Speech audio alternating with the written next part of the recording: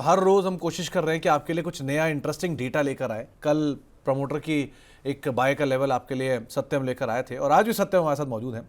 आज वो और एक इंटरेस्टिंग डेटा निकाल के लेकर आए हैं। आज सत्यम से कल ही हमने रिक्वेस्ट किया था कि जो प्रमोटर बाय हो रही है उसमें कहीं ऐसा तो नहीं कि QIP आ रहा हो। तो सत्यम ने एक नंबर आइडेंटिफाई किया है कि वो कंपनियां जहां पे QIP आया, यानी कि क्वालिफाइड इंस्टीट्यूशनल प्लेसमेंट, जहां पे प्रमोटर ने इंस्टीट्यूशंस को माल बेचा और वहां से वो शेयर नीचे आ चुके हैं, बहुत ज़्यादा नीचे आ चुके हैं। कौन से वो आंकड़े हैं सत्यम आपके सामने लेकर आए हैं। सत्यम बताइए पहले तो, क्योंकि वो लंबी सूची होगी तो कुछ टुकड़ों में ज़रा तोड़कर वो आंकड़े आप सामने रखिए। जी बिल्कुल सर। 12 शेयर हैं मैंने आइडेंटिफाई किए हैं, जो 12 शेयर हैं ऐसे जिनकी QIP आई थी और उसके बाद फिलहाल उनका करंट मार्केट प्राइस काफ़ी नीचे है उससे।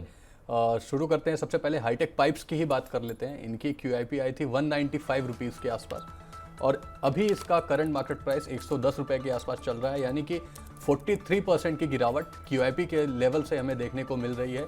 एक इंटरेस्टिंग फैक्ट इसमें यह भी है कि प्रमोटर्स ने भी इसमें खरीदारी की थी और वो खरीद जो भाव थी प्रमोटर्स की वो 170 था, तो यानी QIP के नीचे प्रमोटर्स ने भी खरीदा था। हालांकि अभी सबको ही नुकसान हो रहा है इसमें, जिन्होंने QIP में भी खरीदारी की और प्रमोटर्स को भी।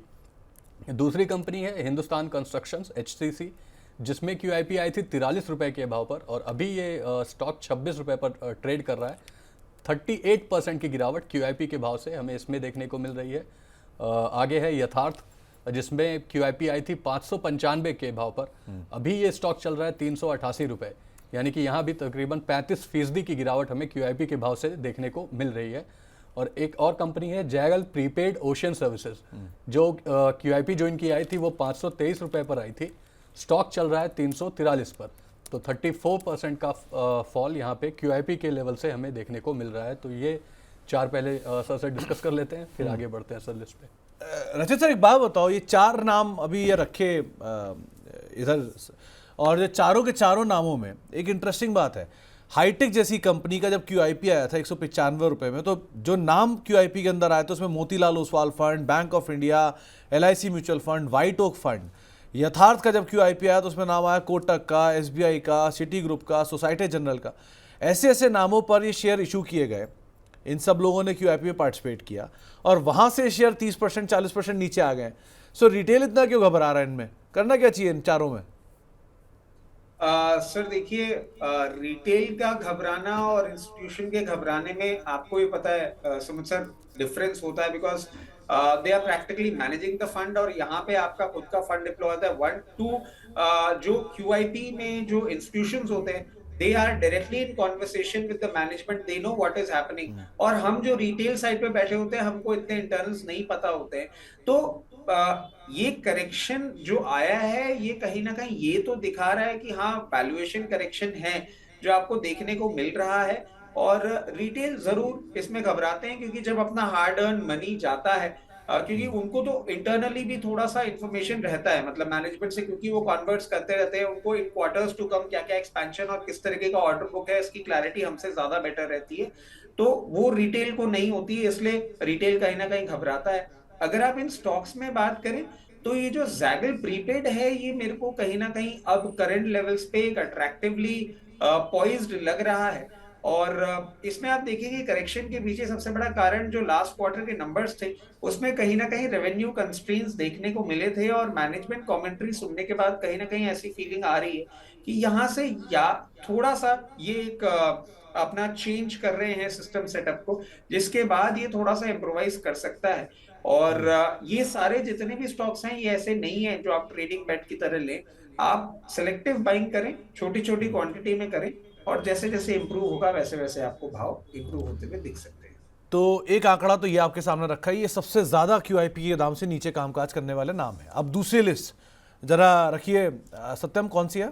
जी सर, तो इसमें अडानी ग्रुप का नाम सबसे पहले आएगा। इसमें 31% की गिरावट हमें देखने को मिली है, जो इन्होंने QIP लाई थी उस भाव से। तकरीबन 3117 रुपये पे QIP आई थी, शेयर काम कर रहा है 2153 रुपये के आसपास, तो 31% की गिरावट हमें यहाँ देखने को मिल रही है। दूसरा है सनसेरा इंजीनियरिंग, यहाँ भी हमें तकरीबन 28% की गिरावट देखने को मिल रही है। QIP आई थी 1635 के भाव पे, अभी चल रहा है ये स्टॉक 1180 के आसपास ट्रेड करता हुआ, तो यहाँ पे 28% की गिरावट हमें सनसेरा इंजीनियरिंग में देखने को मिली। इसके बाद बात करते हैं पॉन्डी ऑक्साइड्स एंड केमिकल्स की जो POCL इसका टिकर है, ये 25% अपने QIP प्लेसमेंट से गिर चुका है। अगर QIP की बात करें तो वो 902 रुपये के भाव पर आई थी। फिलहाल ये स्टॉक 681 रुपये पर कामकाज कर रहा है। और अगला है कल्पतरु प्रोजेक्ट्स, जिसमें QIP जो आई थी वो 1201 रुपये पर आई थी। अभी ये स्टॉक 930 पर काम कर रहा है, यानी कि 23% की गिरावट कल्पतरु प्रोजेक्ट्स में भी देखने को मिली है। एक इंटरेस्टिंग फैक्ट सर कल्पतरु प्रोजेक्ट्स में ये भी है कि लगातार प्रमोटर्स अपनी पोजीशन कम करते जा रहे हैं इस कंपनी में, वो अपना माल बेचते ही जा रहे हैं। अगर हम इसके आंकड़े देखें तो मार्च 2022 में 51.58% प्रमोटर्स की होल्डिंग थी, जो दिसंबर 2024 क्वार्टर तक घट के 33.52% आ गई है। सितंबर क्वार्टर में 35% थी इनकी होल्डिंग, तो सितंबर के बाद भी इन्होंने और भी माल बेचा है। तो अपनी होल्डिंग इस कंपनी में ये प्रमोटर्स लगातार कम करते जा रहे हैं सर। तो ये 4 और नाम आपके सामने हैं, Adani enterprises, Sansera engineering, Pondy oxide और कल्पतरु एक और ऐसा नाम। इनमें से अदानी एंटरप्राइजेस ये कैसा दिख रहा है रचित आपको? सर मेरे को डर लगता है बोलने से या चार्ट देख के? सर मेरे को एक्चुअली, आपने भी देखा होगा सर, मैं टेक्निकल एनालिसिस का सपोर्ट जरूर लेता हूं, बट फंडामेंटल्स मेरे लिए कोर इंपॉर्टेंस रखते हैं। और जहां जिस बिजनेस में इतनी ज्यादा अनसर्टेनिटी हो, ये सर एक बहुत बेसिक बात है कि हम जब कोई स्टॉक खरीदते हैं ना, और अगर इन्वेस्टमेंट के लिए खरीद रहे हैं तो एक रिश्ता जोड़ रहे होते हैं। और जब रिश्ता जोड़ते हैं तो हम हर चीज देखते हैं, घर परिवार सारी चीजें देखते हैं, उसके बाद ही रिश्ता जोड़ते हैं। तो स्टॉक इन्वेस्टमेंट भी जब आप करते हैं, आप पेरेंटेज भी देखते हैं, आप सारी चीजें देखते हैं। और जहां इतनी इंस्टेबिलिटी हो कि पापा कभी आर्मी में लड़ने चले जाते हैं और मम्मी घर में बच्चों को छोड़ के पुलिस या ऐसी किसी सर्विसेज में चली जाती है, तो बच्चों के पीछे केयर टेकर कैसा है, क्या है, नहीं समझ आता सर। मैं अडानी से बहुत दूरी बना के रखता हूं। मैं अपने मतलब I am sorry, I am putting it straight on the face, मैं अपने पोर्टफोलियो में भी इसको रखने में बहुत ज्यादा कंफर्टेबल होता नहीं। चलिए, तो ये 4 नाम दूसरी लिस्ट है। भाई तीसरी लिस्ट की बारी, वो कौन से हैं? सर वंडरला हॉलीडेज, जिसमें 22% की गिरावट आई है QIP लेवल से। 829 रुपए पर ये QIP लेके आए थे, अभी स्टॉक 645 पे काम कर रहा है। 22% की गिरावट इसमें देखने को मिली है। टॉरेंट पावर का भी नाम इस लिस्ट में शामिल है, 19% की गिरावट के साथ QIP प्राइस से। 1555 रुपए पर इनका QIP आया था और अभी ये 1261 के आसपास काम कर रहा है, तो 19% की गिरावट टॉरेंट पावर में। इसके बाद अगली कंपनी है एपिग्रल, जो 2093 पे अपना QIP लाई थी, स्टॉक काम कर रहा है 1760 पे, यानी कि अभी तक लगभग 16% की गिरावट हमें एपिग्रल में देखने को मिल चुकी है। और जोमेटो, जो हमेशा ही चर्चा में बना रहता है, 252 पर इन्होंने अपनी QIP लेके आए थे। ये अभी महज 9% की ही गिरावट आई है, लेकिन ये करंट मार्केट प्राइस के हिसाब से है। हमने देखा था कि ये और भी नीचे जा चुका था सर, ये 218-19 से भी नीचे, तो 230 पे अभी ये काम कर रहा है, लेकिन फिर भी 9% की गिरावट जोमेटो में देखने को मिली है। तो रचित, ये जोमेटो एक और ऐसा नाम है जिस पर बहुत चर्चा होती है, सवाल ही बहुत आते हैं, इसको कैसे देख रहे हो आप? देखिए सर, जोमेटो में आप एक चीज देखें कि अच्छे भाव भी देखने को मिले थे। इनका जो कोर बिजनेस था वो प्रॉफिटेबल भी हो गया था।